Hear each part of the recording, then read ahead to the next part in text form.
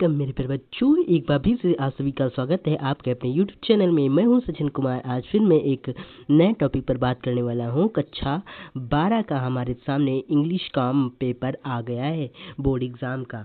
तो चलिए स्टार्ट कर देते हैं आज का वीडियो। इस वीडियो में हम जानेंगे सब्जेक्ट इंग्लिश क्लास 12 का पेपर और इसको सॉल्व करेंगे हम लोग धीरे धीरे। तो चलिए पूरा।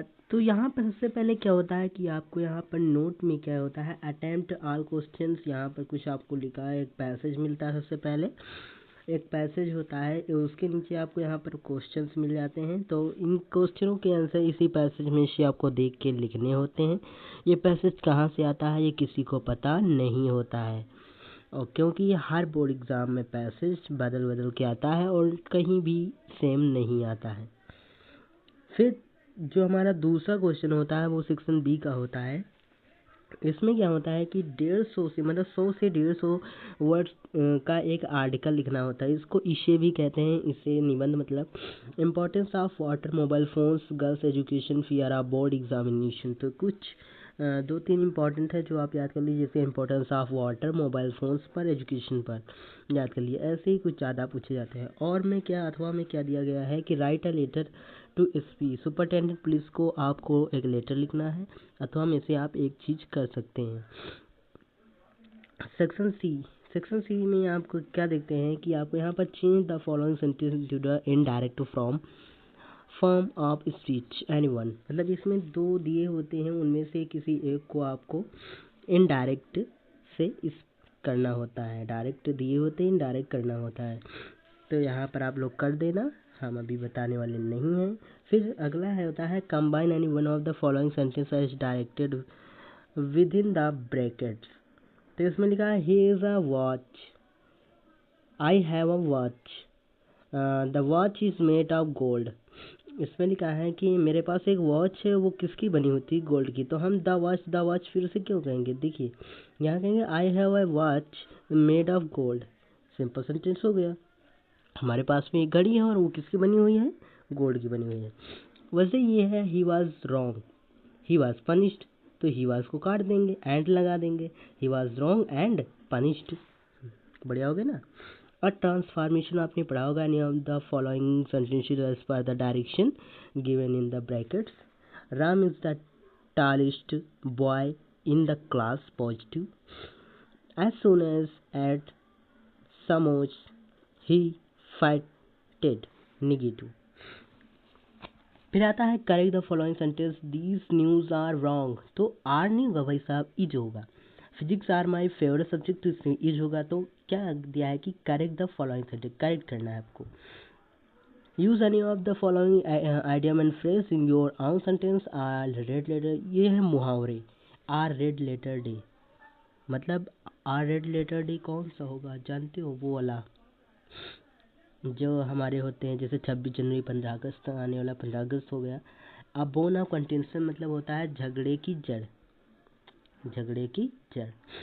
Question number 4, give the synonyms of the following words.